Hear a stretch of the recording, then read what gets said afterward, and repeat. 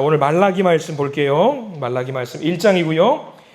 1절부터 5절까지 말씀을 먼저 우리가 함께 보겠습니다.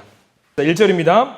여호와께서 말라기를 통하여 이스라엘에게 말씀하신 경고라. 여호와께서 이르시되 내가 너희를 사랑하였노라 하나 너희는 이르기를 주께서 어떻게 우리를 사랑하셨나이까 하는도다. 나 여호와가 말하노라. 에서는 야곱의 형이 아니냐. 그러나 내가 야곱을 사랑하였고 에서는 미워하였으며 그의 산들을 황폐하게 하였고 그의 산업을 광야의 이리들에게 넘겼느니라. 에돔은 말하기를 우리가 무너뜨림을 당하였으나 황폐된 곳을 다시 쌓으리라 하거니와 나 만군의 여호와는 이르노라. 그들은 쌓을지라도 나는 헐리라. 사람들이 그들을 일컬어 악한 지역이라 할 것이요 여호와 영원한 진노를 받은 백성이라 할 것이며 너희는 눈으로 보고 이르기를 여호와께서는 이스라엘 지역 밖에서도 크시다 하리라. 아멘. 오늘 이 말씀 가운데 하나님의 은혜가 넘치길 기도하고 소망합니다. 우리 기도하는 마음으로 먼저 고백합니다. 하나님과 동행하겠습니다. 축복하면서 하나님과 동행하십시오. 복된 날 하나님과 동행하는 매일의 삶 매 순간 되시기를 축원합니다. 더불어 비가 오는데 숙면을 취하는 아름다운 저녁, 매끈한 저녁 되시기를 바랍니다. 그래요. 오늘 말씀 말라기 말씀, 구약 성경의 제일 끝에 있는 말라기 말씀. 성경책을 보통 이제 이렇게 마무리하게 되면서 늘 가지게 되는 생각이 있어요. 뭐 마태복음을 마무리할 때, 뭐 요한복음을 마무리할 때, 뭐 학계를 마무리할 때 매 권마다 마무리하면서 들게 되는 생각이 늘 있는데 한결같이 이런 생각이 들어요. 계약서 같다라는 생각이 들 때가 있어요. 하나님과 맺은 어떤 계약서 중요하잖아요. 내가 줄 것이 이것이고 내가 받을 것이 이것이고 상호간에 약속이 적혀있는 말씀들이 기록되어 있는 것이 성경책 일종의 계약서 같다라는 생각이 들 때가 많이 있어요. 하나님과 나와의 어떤 계약의 내용이 담겨 있는 거죠. 우리는 세상적인 말로 계약서라고 하지만은 우리는 이것을 성경적인 용어로 뭐라고 말하냐면 언약이라고 그래요. 언약이 담겨 있는 거죠.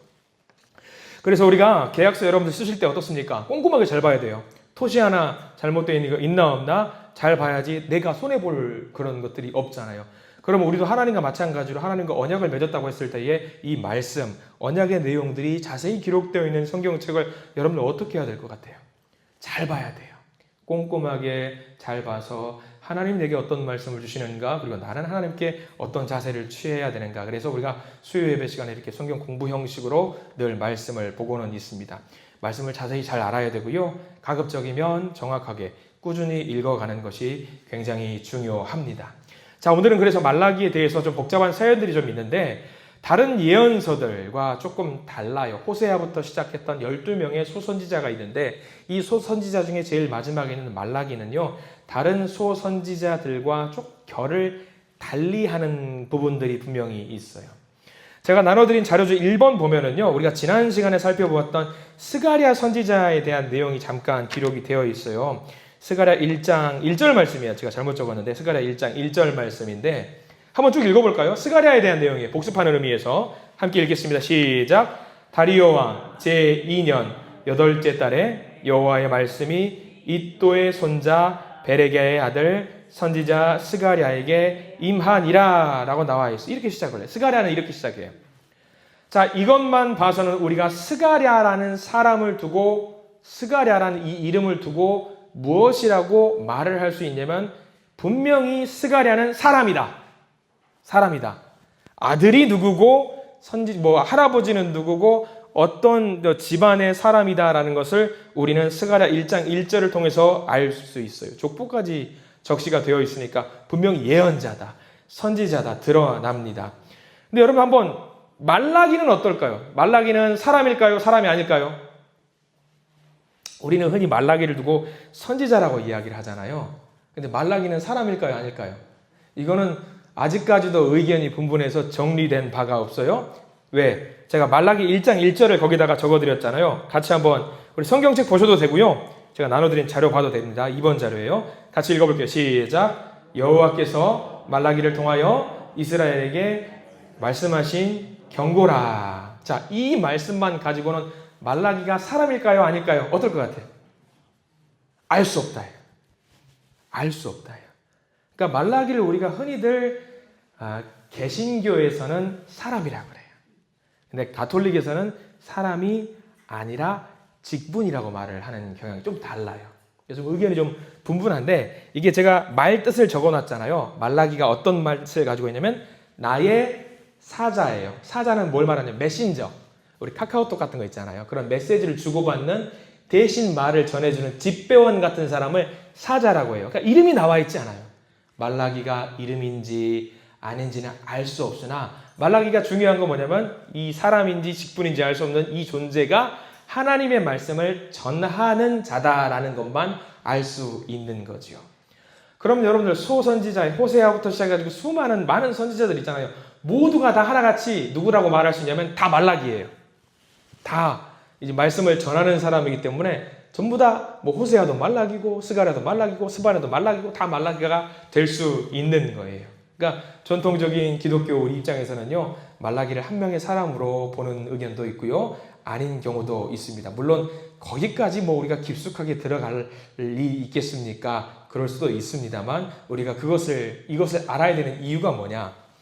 다른 선지자들은 사람의 배경이라든가 그 시대의 시대사적인 배경을 같이 이야기하지만 말라기가 사람인지 아닌지 중요하지 않다라는 거예요. 그럼 말라기는 무엇이 중요하다고 우리가 생각을 할 수 있냐면 말라기에 기록되어 있는 말씀이 중요한 거예요. 말씀. 사람이 전혀 중요한 게 아니에요. 이 말라기가 초점을 맞추고 있는 것은 딱 하나입니다. 하나님이 뭐라고 말씀하셨는지 그것만 보자라는 거예요.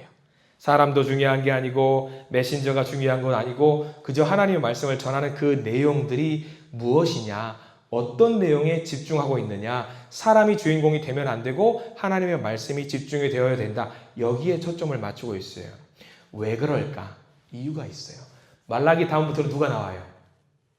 말라기가 구약의 끝이잖아요. 말라기 이제 신약에 넘어가잖아요. 신약에 넘어가고 누가 나오죠 이제? 예수님이 나와요. 사람에게 집중하지 말고 하나님의 말씀에 집중해서 그 말씀에 집중한 채로 누구를 바라보자? 예수 그리스도를 바라보자라는 의미로 말라기는 구조가 그렇게 되어 있는 거예요. 이런 구조까지 알면 여러분들 이미 신학교 1학년을 졸업하신 겁니다. 이런 구조까지 아시면은요. 아마 그렇게 되는 거예요. 그리고 말라기에서부터 신약으로 넘어가는 이 시기가 무려 우리는 성경에 기록되어 있잖아요. 성경에는요. 우리 개신교 성경에는요. 말라기에서부터 이제 마태복음, 이제 보통 이제 마가복음이 먼저 쓰였지만 신약 성서로 넘어가는 기간이 무려 400년인데 이 400년 동안의 기록을 성경은 넣지 않아요. 물론 가톨릭에서는 들어가 있어요.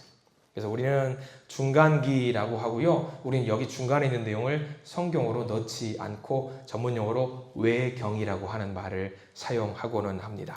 너무 복잡해지니까 거기까지는 넘어가지는 않을 겁니다. 중요한 거는 오늘 말라기에서는요, 크게 세 가지의 포인트가 집중이 되어 있는 것을 알게 돼요. 제가 나눠드린 자료 3번 보면은 이런 내용이 정리가 되어 있죠. 세 가지가 타락이 되어 있어요. 이 시대 사회상 사는 사람들이 사회적으로 타락이 되어 있는 시대다. 또 하나는 사회적으로 타락으로 됨으로 말미암아 또 무엇이 타락이 됐냐면 종교가 타락이 되었다. 그리고 종교가 타락이 되니까 당연히 사람들이 무엇이 타락이 됐냐면 영적인 부분까지 타락이 되었다라는 것을 이야기하고 있고요. 이 세 가지를 정리하면은요, 우리 2026년 표가 돼요. 뭐죠? 여호와께 돌아가자. 그 이야기가 되는 겁니다. 이 내용을 정리하면은 결론적으로는 여호와께 돌아가자라는 말씀으로 말라기가 마무리되어 가고 있어요. 자, 먼저 사회적 타락은 어떤 타락일까? 시대적인 배경을 좀 살펴볼게요. 바벨론 포로가 끝나고 돌아왔어요. 성전도 만들고 어느 정도 이제 정리가 되어 가고 있는데 열심히 살려고 마음을 먹었는데 보니까 여전히 자기들의 신분은 뭐냐? 페르시아라는 나라의 속국의 신분으로 살고 있어요. 그리고 살다 보니까 무슨 문제가 발생되냐? 사회가 좀 평온해지면은 무슨 차이가 발생이 되냐면 빈부의 격차가 발생이 돼요. 가진 자들은 더 많이 가지려고 하고 못 가진 자들은 점점 더 가난해지는 일들이 발생이 되었는데 그것에 대해서 말라기 3장 5절 말씀이 이렇게 꼬집어주고 있는 부분들이 있거든요. 4번 내용이거든요. 말라기 3장 5절 같이 한번 읽어보겠습니다. 내가 심판하러 너희에게 임할 것이라. 점치는 자에게와 간음하는 자에게와 거짓 맹세하는 자에게와 품꾼의 갓에 대하여 억울하게 하며 과부와 고아를 압제하며 나그네를 억울하게 하며 나를 경외하지 아니하는 자들에게 속히 증언하리라. 만군의 여호와가 말하였느니라. 이처럼 말라기 시대에는요, 사회적으로 굉장히 많이 타락된 일들이 많이 있었어요. 그도 그럴 것이 여러분 생각해 보십시오. 바벨론 포로가 끝나서 돌아왔어요. 성전으로 돌아왔으니까 이제 성전도 짓고 성벽도 짓고 사람들은 이제 무엇을 기대하게 되냐면, 야, 이제 우리 큰맘 먹고 나라를 다시 한번 만들어보자. 튼튼하게 만들어서 강대국으로 우리 다시 한번 해보자. 으쌰으쌰 하면은 잘할 수 있을 거야. 번영할 수 있을 거야. 그런 마음들이 있었을 거예요. 근데 한참을 세월을 살다 보니까 뭔가 잘 될 거라고 생각했어요. 처음에는. 마음 잘 먹고 야, 잘해보자 그랬는데 여전히 뒤를 돌아보니까 자기들은 어떤 신분이냐면 페르시아라는 나라의 속국, 통제받는 생활을 여전히 하고 있는 거예요. 잘 될 거라고 생각했는데 여전히 가난해요. 부자들은 부자가 될 수 있겠지만 여전히 대다수의 많은 사람들이 가난한 상황이 이어지고 있어요. 그러니까 사람들이 무슨 생각을 하게 되느냐? 에이, 그럼 뭐 하나님 믿어도 달라지는 게 없네 라고 한 명씩 한 명씩 자포자기하게 된 그런 상황이 발생이 되었어요. 이게 기다림이 길어지면 길어질수록 뭐가 길어지냐? 피로감이 좀 더 강해지는 거 있잖아요. 분명히 잘 해보자라고 처음에 마음을 먹었고 결단과 선포를 통해서 이겨낼 수 있을 것이라고 생각을 했는데 시간이 지나도 달라지는 게 없고 절망하고 낙심하게 되니까 에라 모르겠다. 그냥 우리끼리 알아서 잘 살자라고 하면서 하나님을 잊어버리게 된 겁니다. 시간이 지나니까.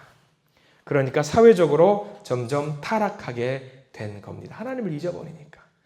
사회적으로 타락이 되었을 때 무엇이 굳건하게 잡고 있으면 이 타락되는 속도를 더디게 만들거나 회개하게 만들 수 있어요. 무엇이냐면 종교입니다. 종교가 굳건하게 자리 잡고 있으면 됩니다. 사회적으로 타락을 하니까 사람들이 제일 먼저 무슨 생각을 하냐면 이런 거죠. 여러분들 기도했어요. 내가 막 열심히 기도했어요. 하나님 도와주세요. 기도했어요. 근데 그 기도를 했는데 그 기도의 내용이 이루어지지 않으면 믿음 약한 사람들은 제일 먼저 무슨 생각을 할까요? 제일 먼저 아마 이런 생각할 겁니다. 하나님 없네. 기도했는데 안 이루어지네. 만약에 그런 일이 있으면 여러분들은 어떻게 했을 거예요? 저는 우리 성도님들이 혹시라도 그렇게 넘어져 있는 성도를 보면은 가서 위로해주고 같이 힘내봅시다. 아마 그럴 거예요. 그런 사람들은 종교적으로 굳건한 마음이 있었기 때문에. 근데 이때 당시에 종교 지도자들이 그렇게 하지 않았어요. 자포자기하고 포기하는 그런 사람들, 그러든지 말든지 내버려 두는 일이 발생이 되었던 거죠. 독려하지 않았어요. 종교적으로 점점 더 무너지고 있었던 거죠. 근데 좀 이해가 안 돼요. 성전도 있고 매 순간 예배도 드리고 그랬는데도 불구하고 종교적으로 점점 타락이 되었다는 것이 조금 안타까운 일인 것 같아요. 형식적인 것만 남은 시대가 되어버렸던 거죠. 예를 들어서 형식적인 것만 남게 되니까 하나님께 드리는 제물도 형식적인 제물만 드리게 돼요.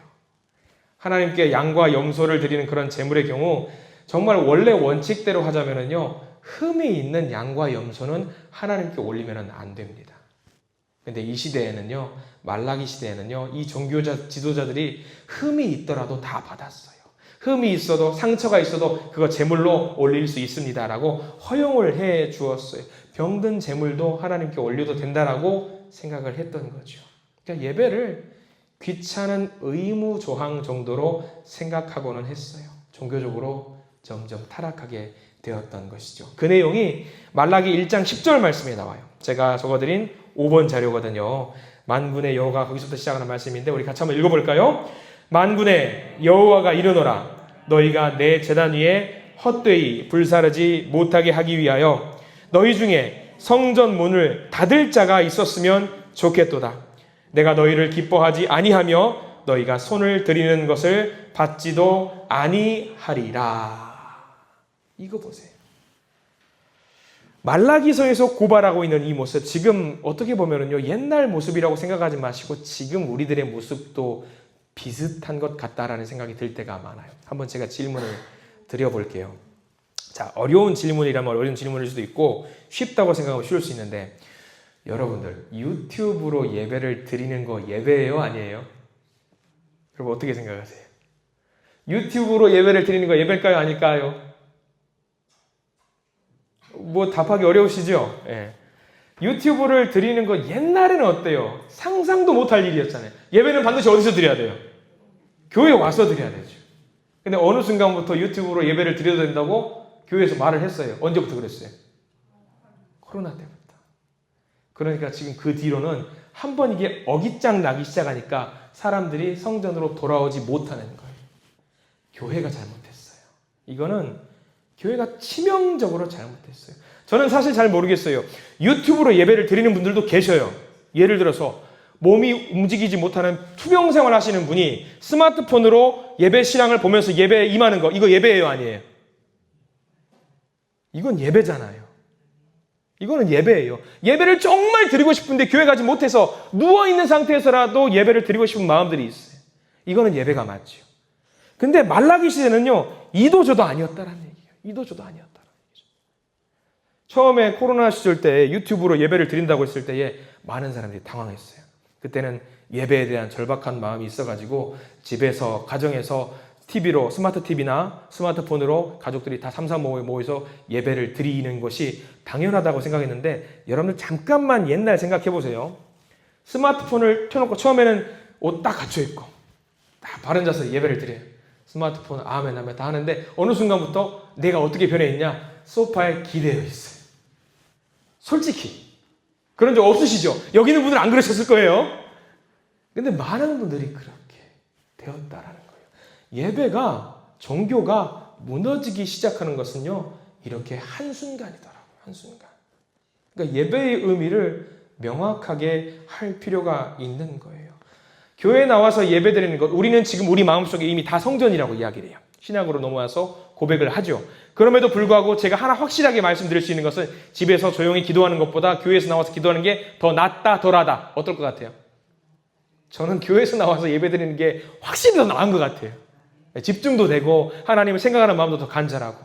저는 우리 성도님들이 그것들이, 저는 여기 나와 계신 분들한테는 이거는 잔소리 같고 당연히 그래야 되는 거 아닙니까 목사님? 또 하나 볼게요. 이게 말라기 시대는 다 무너졌었던 거예요. 재물을, 하나님께 흠이 있는 재물을 원래는 드리면 안 돼요. 그래서 양과 염소 같은 것들이 가지고 오다가 상처기가 나거나 그런 거는 하나님께 올릴 수가 없었어요. 근데 마치 이 모습이 어떤 모습 같냐면 저 어렸을 때는 그랬어요. 어르신들 헌금 1,000원 한 장을 하더라도 어떻게 하는 줄 아세요? 다림기로 빳빳하게 해가지고 그거를 하나님께 올려요. 그거 아니면은 은행 가서 신권으로 교체해가지고, 왜? 이거 누구한테 드리는 거니까? 하나님께 드리는 거니까. 근데 말라기 시대는 그게 무너졌어요. 주머니에서 1,000원짜리 딱 구겨지고 찢어진 거 하나님께 예물로 올려드리는 그런 일들이 발생했다라는 거죠. 근데 이게 멀리 가지 마세요. 우리도 그럴 때가 있어요. 분명히 있다라는 거죠. 이 말라기 시대는 무너졌고 우리는 안 무너졌어요. 아니요. 지금 우리도 무너진 요소들이 분명히 있어요. 제가 말씀드린 것 중에서도 그런 것들이 분명히 있다라고 하는 거죠.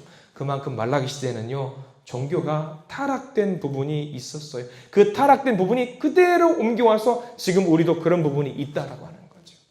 스스로 반성을 해봐야 될 것 같아요. 그래서 오늘 아까 5번 적은 말씀 중간에 보면은 하나님께서 뭐라고 말씀하시냐면, 야 너희들 그렇게 예배드릴 바에는 성전 문을 닫아버리는 사람이 누군가 한 명 있었으면 좋겠다. 예배드리지 못하게. 하나님이 화가 잔뜩 나신 거예요.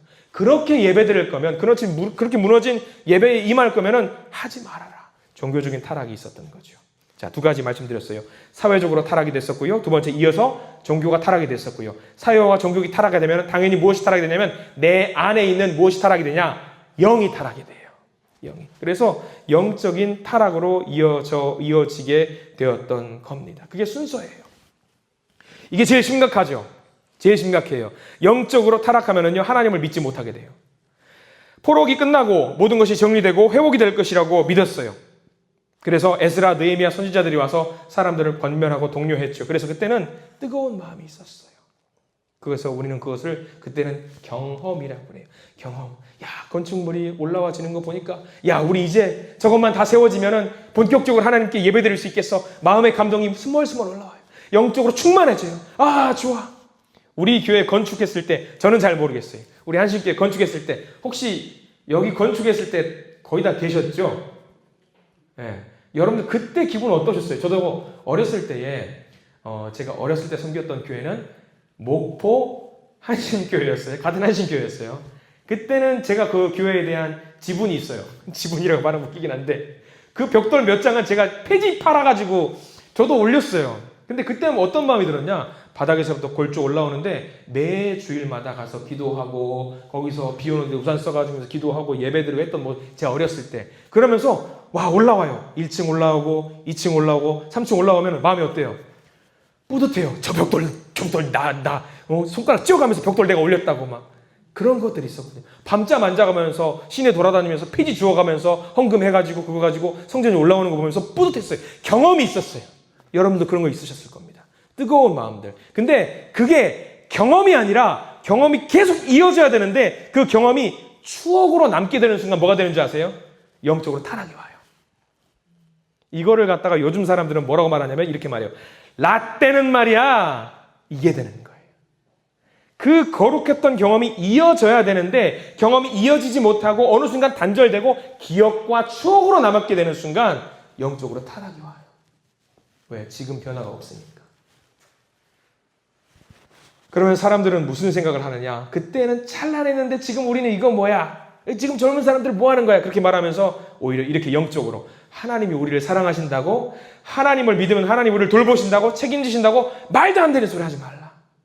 그렇게 되는데 하나님이 돌보신다는데 우리가 왜 이 지경이 되느냐? 영적으로 스스로를 조롱하고 하나님도 조롱하는 상황이 되는 거예요. 말라기 시대가 그랬다는 거죠. 계속해서 하나님의 그 세워주신 그 감격과 감동이 넘쳐야 되는데 넘치지 못했던 거예요. 기억으로만 남으면 안 되는 거거든요. 그 말라기의 시대를 보여주는 것이 6번 항목이에요. 말라기 3장 14절과 15절 6번째 항목 글을 같이 한번 읽어볼 텐데요. 시작. 이는 너희가 말하기를 하나님을 섬기는 것이 헛되니 만군의 여호와 앞에서 그 명령을 지키며 슬프게 행하는 것이 무엇이 유익하리요? 지금 우리는 교만한 자가 복되다 하며 악을 행하는 자가 번성하며 하나님을 시험하는 자가 화를 면한다 하노라 함이라. 여러 가지 문제들이 복합적으로 섞였다라는 것을 지금 말라기 3장 14절 15절에 이야기하고 있는 거예요. 마치 도미노 게임처럼. 하나가 무너지니까 연쇄적으로 따라락 무너지는 거죠. 지금 말라기 시대에는 그런 문제가 펼쳐진 것이지요. 근데 그 문제가 비교해 보면은요, 지금하고도 별반 차이가 없어요. 지금도 계속해서 무너지는 그런 한국 교회 또는 우리 근처에 있는 많은 교회도 그런 모습들로 인해서 문을 닫는 경우들이 많이 있잖아요. 그러면 말라기가 말하고 있는 것, 그럼 무엇을 회복해야 되느냐? 그럼 문제가 뭐냐? 어떻게 해야 되느냐? 거기까지 우리 가야 될 거 아닙니까? 자, 말라기가 말하는 것은 뭐냐면요, 언약이에요, 언약. 언약을 다시 한번 기억해 보자. 말라기 2장 4절, 7번 항목 봅니다. 7번 항목 보면은 말라기 2장 4절, 언약에 초점을 맞추고 읽어보겠습니다. 시작. 만군의 여호와가 이르노라. 내가 이 명령을 너희에게 내린 것은 레위와 세운 나의 언약이 항상 있게 하려 함인 줄을 너희가 알리라. 아멘. 한 가지만 말씀하시는 거예요. 다 필요 없어. 뭐만 기억해. 나와 맺은 그 언약만 기억했으면 좋겠다. 이 언약. 나중에 꼭 이 자료 가지고 가셔서 집에서 여러분들 성경책에다가 이 말라기 2장 4절에 나와 있는 언약은 여러분들 성경책에 동그라미 표시를 반드시 해두시기 바랍니다. 상황이 이렇게 조금 여러 가지로 타락이 되었다라고 할지라도 무엇이 여전히 유효하다, 언약이 유효하다라는 것을 하나님이 말씀해주고 계신 겁니다. 감사한 거예요. 많이 자빠지고 포기하고 이제 하나님 없어라고 그렇게 말했으면은 하나님 입장에서 그 이야기 듣고 나면 그래 알았어, 나 포기할게, 나 너희들 포기할게 라고 하셔도 이상하지 않아요. 근데 하나님은 여전히 뭐라고 말씀하시냐면 나의 언약이 항상 너희들 가운데 있기를 원한다 라고 말씀하시는 거예요. 그 언약이. 그 언약이 뭔지 아셔야 되겠죠. 제가 쭉 적어드렸습니다. 8, 9, 10번이에요. 아브라함과 맺은 언약을 먼저 한번 볼게요. 8, 9, 10번. 이 언약 중요합니다. 8번부터 창세기 12장 1절부터입니다. 시작. 여호와께서 아브라함에게 이르시되 너는 너의 고향과 친척과 아버지의 집을 떠나 내가 내게 보여줄 땅으로 가라. 그 다음 내가 너로 큰 민족을 이루고 내게 복을 주어 내 이름을 창대하게 하리니 너는 복이 될지라. 마지막 창세기 12장 3절. 너를 축복하는 자에게는 내가 복을 내리고 너를 저주하는 자에게는 내가 저주하리니 땅의 모든 족속이 너로 말미암아 복을 얻을 것이라 하신지라. 아멘. 이거 언약이잖아요. 하나님이 맺은 언약. 이 언약이 무려 말라기 시대와 비교하면 1500에서 1600년 전의 약속이에요. 우리는 사실 여러분들 보셔요. 어제 했던 약속도 잊어버리잖아요. 사람은 망각의 동물이라 어제 무슨 약속을 했었지? 저는 너무 기억력이 안 좋아서 무슨 여러분들이 성도님들이 무슨 이야기를 해주면 자꾸 잊어버려요. 일주일 전에 했던 이야기도 잊어버리고. 제가 이제 실버기도 했는데 많이 혼나는데 실버기도 왜 광고 안 넣어요? 아 넣을게요. 또 안 넣어요. 아 목사님 왜 안 넣어요? 몇 번 혼날 때가 있었어요.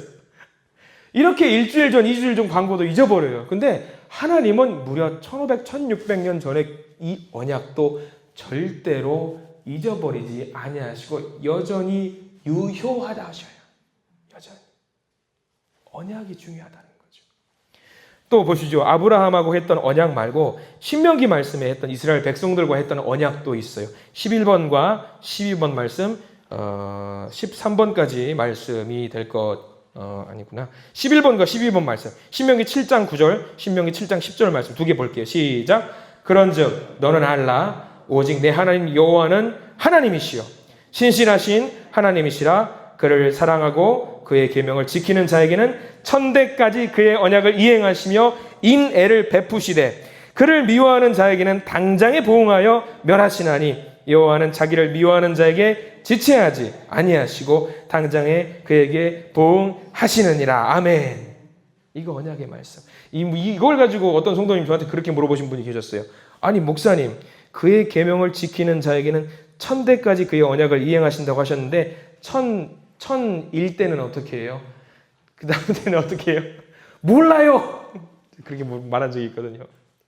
아무튼 이런 약속이 하나님이 뭐라고 말씀하시냐면 포기하지 않고 나는 그 약속이 여전히 유효하다고 생각한다라고 하나님이 이야기하신다는 거예요. 이 얼마나 감사한 일인지 여러분들 아셔야 돼요. 우리가. 하나님이 처방을 내려주셨어요. 이제 하나님이 포기하셔도 이상하지 않은 그런 민족에게 하나님이 여전히 그 언약이 유효하니까 그 언약을 지켰으면 좋겠다라고 하나님이 말씀을 해 주시는 거예요. 말라기 시대의 사람들은요, 익숙해져 버렸어요. 익숙해져 버렸어요. 믿음과 신앙 그냥저냥 살지. 그냥저냥 살아도 되지라고 하면서 옛날에 있었던 그 추억과 영광에 기대면서 살게 되었던 거죠. 근데 여러분들 명심하십시오. 나는 옛날에 열심히 했어. 나는 옛날에 영광을 누렸어. 이거는 죄송하지만 진짜 믿음이 아닙니다. 아니에요. 옛날에 열심히 한 건 감사한 일입니다. 근데 지금도 열심히 하셔야 돼요. 그게 맞습니다. 진짜 신앙은요, 살아있는 거예요. 과거가 아니라 현재예요. 그렇기 때문에 과거가 뜨거웠던 것은 좋은 일이긴 하지만 지금 더 뜨거워야 되거든요. 말라기가 말하고 있는 게 그거예요. 과거의 영광이 사라져 있지 말고 언약이 여전히 유효하다고 하지 않냐? 그 언약 붙들고 더 뜨거운 마음으로 하나님을 사랑해야 된다라고 지금 이야기하고 있는 거죠. 자, 예수님께서 십자가에서 죽음을 맞이하실 때 십자가에 매달렸던 강도 2명이 있어요. 기억하실 겁니다. 한 명은 어디 갔을까요? 죽고 나서 어디 갔을까요? 지옥 갔겠죠. 한 명은 어디 갔을까요? 어떻게 아세요? 천국 간지 아니 어떻게 아세요? 몰라요. 근데 우리는 천국 갔다고 생각을 해요. 왜? 예수님이 약속하셨으니까. 중요한 건 그 상황 속에서 그 현재의 믿음에서 천국 구원 받을 수 있었던 그 강도가 중요하게 생각했던 게 있어요. 뭐냐면 지금이에요. 지금. 내가 강도로서 잘못했던 거 알아요. 인정하고 회개하고 지금 내가 예수님 앞에서 회개하고 나갔을 때에 무엇을 허락받았냐면 구원을 받았다라는 거예요. 그럼 여러분들 제가 질문 드려볼게요. 옛날에 성령 충만받고 은혜 받고 정말 찬란했던 믿음의 사람으로 살았던 사람이 지금 죄를 많이 짓고 있는 사람, 그 사람은 천국 갈까요? 지옥 갈까요? 저는 모르겠어요. 하나님이 아시겠죠. 근데 우리는 인간적인 생각으로는 그 사람은 지옥 갈 거라고 생각을 해요. 반대로 옛날에 그냥 조직폭력배다 사람 괴롭히고 엄청나게 막 사람들을 괴롭히는 사람이 구원받고 하나님을 맞아들이고 죽음을 맞이했어요. 그 사람 천국 갈까요? 지옥 갈까요? 이거 역시도 몰라요. 근데 우리는 인간적인 마음으로는 당연히 구원을 받았다고 생각을 해요. 이게 뭘 말하는지 아시겠죠? 지금이 중요하다라는 거예요. 지금이. 옛날에 내가 찬란했고 내가 뭐 성령 충만해서 성경 필사를 막 10번을 했네. 의미가 없어요. 의미가 없어요. 물론 중요한 경험이긴 하겠죠. 더 중요한 건 뭐냐? 지금이요. 말라기는 그거를 이야기하고 있는 거예요. 진짜 신앙은 과거에 머물러 있는 어떤 박제되어 있는 그런 믿음을 찾아내는 것이 아니라 지금도 우리가 살아있기 때문에 여전히 꿈틀꿈틀 내 심장이 꿈틀꿈틀 거리는 것처럼 역동적으로 움직여야 되는 그런 믿음을 갖고 있어야 된다는 거죠. 왜? 하나님이 언약이 여전히 유효하다고 하시니까. 그거 믿고 가는 거죠. 뜨거움을 유지하는 거 어렵죠. 쉬운 일이겠어요. 근데 그거 확인할 수 있는 방법이 있어요. 이거 여러분들 잘 기억하십시오. 오늘 오신 분들 잘 오신 거예요. 내가 여전히 내 믿음이 살아있는지 죽었는지 확인할 수 있는 방법이 있는데 그거는 뭐냐면 그게 뭐냐면 우리가 삶 속에서 매일 매 순간에 간증의 제목이 있냐 없냐 그걸 보십시오. 간증거리가 있냐 없냐. 매 순간 하나님 앞에 크든 작든 내가 간증의 제목이 있냐 없냐가 내가 여전히 생동하고 있는지 아닌지를 알 수 있는 척도예요. 여러분들 저는 우리 성도님들이 매일 매 순간에 하나님께 자랑할 수 있는 간증의 제목들이 넘치기를 축원합니다. 보세요. 어제 먹은 음식과 오늘 먹은 음식 달라요. 달라요. 매일 똑같은 반찬을 먹는 경우도 있어요. 어렸을 때 자꾸 콩자반만 도시락에 들어가 있어가지고 조금 열받을 때도 있었는데 한 번씩 변화 있어요. 그렇게 콩자반 먹다가 계란 후라이가 나오면 너무 좋아요. 바뀌어요. 별식으로 다른 반찬이 나올 수도 있고 다양한 음식들 많잖아요. 그러면 어제 나 이거 먹었다, 오늘 나 이거 먹었다, 매일 먹는 식사가 달라지는 것처럼 간증도 마찬가지예요. 내가 간증을 하나님께 올리는 기도의 제목들이 매일 달라져야 돼. 매 순간 달라져야 돼. 삶 속에서 소소하게 하나님을 만지심을 느끼는 거, 하나님의 인도하심을 느끼는 거, 그 모든 것이 간증이 돼야 돼요. 새벽에 일어나서 예배드릴 수 있게 해주신 거, 여러분들 간증의 제목입니다. 오늘 자고 눈을 떴다라는 게 간증이에요. 매일의 삶 속에서 감사할 수 있는 제목이 저도 한 가지 있습니다. 저희 아이가 집에서 저를 만나면 이게 일과를 다 마치고 저녁에 집에 가면은 둘째가 집에 있어요. 그러면 학원을 갔다 와서 저를 만나던 아니면 제가 늦게 들어와서 아이를 만나건 저희 둘째 아이는 저를 만나면 딱 이 톤으로 인사해요. 아주 기쁜 것도 아니고 슬픈 것도 아니고 hello 그렇게 이야기해요. 아빠를 보고 hello 그래요. 저도 딱 만나면은 먼저 hello 그래요. 이게 어떤 일종의 컨셉 같은 거예요. 근데 그 아이가 잘 때 꼭 와서 저희 아이는 약간의 의식이 있어요. 자기 전에 의식이 뭐냐면 제가 먼저 보통 누워요. 그러면은 잠결에 있다가 이제 아이가 오는 소리가 들려 쿵쾅쿵쾅쿵 소리가 들리잖아요. 오는 소리가 들리면은 이제 제가 누워 있으면은 안방에 딱 들어가지고 들어오지도 않아요. 이게 문이 이렇게 있고 여기가 문이고 여기가 벽이에요. 반만 걸쳐 있어요. 반만 보이는 거예요. 자, 반만 보이고 반만 보이고 나서 딱 반만 보인 상태에서 뭐라고 하냐면 안녕히 주무세요. 그러고 가요. 다 안 보여줘요. 비싸요. 다 안 보여줘요. 근데 그게 일종의 저는 별거 아닌 그 의식인데 최근에 그게 얼마나 감사한 것인지 하나님께 스스로 생각을 하게 될 계기가 있었어요. 별것도 아니에요, 여러분들. 무슨 말씀을 하려고 목사님이 저러시나. 아이가 최근에 2주 전에 수학여행을 갔어요. 수학여행을 가서 3일 동안 집을 비웠는데 자려고 하는데 분명히 와가지고 반만 걸쳐있는 애가 저기 나와야 되는데 안 나와 있는 거예요. 그리고 와면 집에 오면은 헬로 하는 애가 있어야 되는데 없는 거예요. 수학여행을 갔다 와서 집에 와서 만났어요. 근데 여전히 3일 만에 아빠를 만났는데 다녀왔습니다도 아니고 헬로 이러고 있는 거예요. 이게 얼마나 감사한지 저는 그게 너무 감사하더라고요. 일상이구나. 일상 속에서 하나님 주신 은혜구나. 내가 내 아이와 만나서 이렇게 교제하고 뭐 시시덕거리면서 막 웃으며 할 수 있는 것들이 큰 은혜구나라는 생각을 하게 됐던 거예요. 별거 아니죠. 근데 이게 저한테는 순간 생각이 들었어요. 간증이다. 감사할 수 있는. 가족 간에 만들 수 있는 이런 사랑이, 작은 사랑이 나에게는 간증이구나. 여러분들 그런 거 찾아보세요. 이게 넘치면은요, 매 순간 사람을 만나고 대화하고 심지어 성경 보고 찬양을 하는 것 자체가 감사의 제목이 될 줄 믿습니다.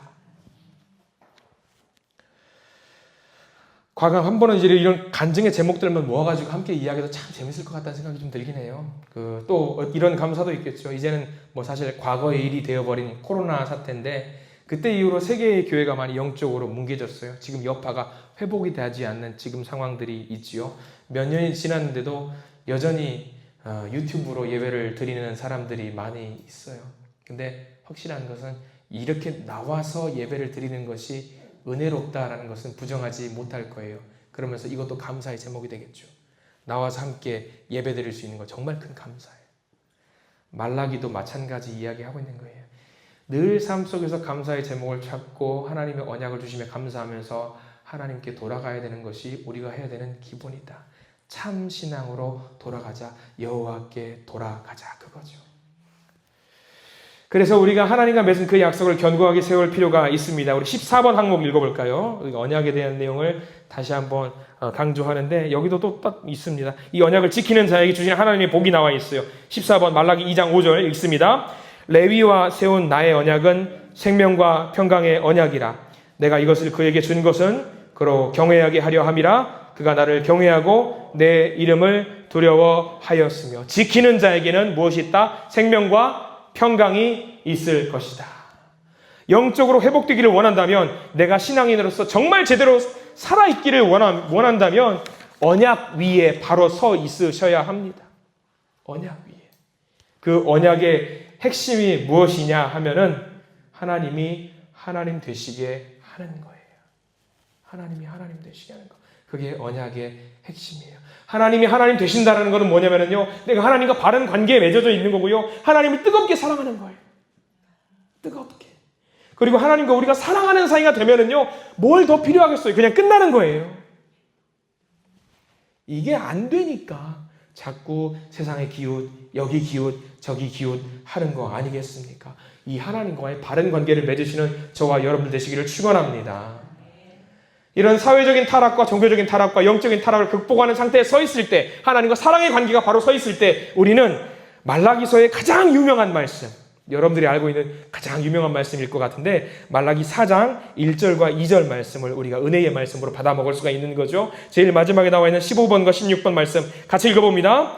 만군의 여호와가 이르노라. 보라, 용광로 불같은 날이 이르리니 교만한 자와 악을 행하는 자는 다 지푸라기 같을 것이라. 그 이르는 날에 그들을 살라 그 뿌리와 가지를 남기지 아니할 것이로되, 내 이름을 경외하는 너희에게는 공의로운 해가 떠올라서 치료하는 광선을 비추리니 너희가 나가서 외양간에서 나온 송아지같이 뛰리라. 아멘. 이 말씀, 아프신 분들 이 말씀 많이 우리가 암송하고 다니시잖아요. 내 이름을 경외하는 너희에게는 공의로운 해가 떠올라서 치료하는 광선을 너희에게 비추리니. 이거는 근데 단순히 치료한다라는 이야기가 아니라 4장 1절과 2절을 같이 봐야 돼요. 뭐냐면 4장 2절만 보면은 우리가 회복되는 이야기만 나와 있잖아요. 근데 4장 1절 말씀 봐보세요. 만군의 여호와가 이르노라. 용광로 같은 뜨거운 불이 교만한 자와 악을 행하는 다 지푸라기 다 살라버릴 것이다. 그러면은 멀쩡한 사람은 다칠까요? 안 다칠까요? 멀쩡한 사람도 옆에 있다가 다치는 경우가 있어요. 항암 치료하시는 분들은 표적 치료제라고 해가지고 요즘은 약이 좀 잘 나온다고 해요. 근데 지금도 표적 치료제라고 할지라도 그것들이 암세포를 건드리고 그것들을 죽일 때 단순하게 암세포만 죽이는 게 아니라 무엇도 죽이냐면 건강한 세포도 같이 죽여요. 그래서 몸에 힘이 빠지고 힘든 거예요. 근데 그렇게 하지 않으면 어떻게 돼요? 내 몸 전체가 죽게 되니까. 그렇게 해서라도 치료를 하는 거죠. 지금 말라기 4장 1절과 2절 말씀은 그거예요. 너희들이 내가 항암 치료하는 것처럼 영광의 빛을 쬐서 회복시킬 텐데, 영광의 빛을 맞을 때는 영적으로 건강한 사람도 아플 수 있다. 근데 걱정하지 마라. 왜? 언약 맺은 백성은 내가 기필코 살린다. 그 말씀이거든요. 살리신다라는 말. 비록 좀 아프겠죠. 고통도 있겠죠. 근데 그렇게 하지 않으면 안 된다는 거예요. 하나님을 살리기 위해서 반드시 그렇게 하신다는 거예요. 흉내만 내서 치유하는 척하면 안 되는 거예요. 여러분, 하나님 앞에서 언약을 지키는 척하지 마세요. 하나님 언약 지키면 살려주신다고 약속하셨어요. 말라기 선지자를 통해서 이야기하셨어요. 언약을 맺어주셨어요. 그럼 하나님 앞에서 정결한 마음으로 언약을 지켜야 되지, 지키는 척하면은 절대로 안 되는 겁니다. 여러분 명심하십시오. 하나님의 언약 백성이 되셔서 그 언약 가운데 머물러 있으시기를 축원합니다. 그래서 이 말씀대로 살아가셔서 하나님께서 치료하는 광선을 우리에게 비춰주실 때에 감사하는 마음으로 하나님께 영광 올려드릴 수 있는 저와 여러분 되시기를 간절히 축원합니다. 기도하겠습니다. 사랑과 은혜가 풍성하신 하나님, 오늘도 말씀으로 우리를 붙들어 주시고 말라기의 말씀을 통해서 우리의 삶과 우리의 신앙을 돌아보게 하심에 감사를 드립니다. 때로 삶의 어려움 속에서 믿음이 흔들리고 기도해도 변하지 않는 현실 앞에서 낙심하며 형식만 남은 신앙으로 살아갈 때가 있었습니다.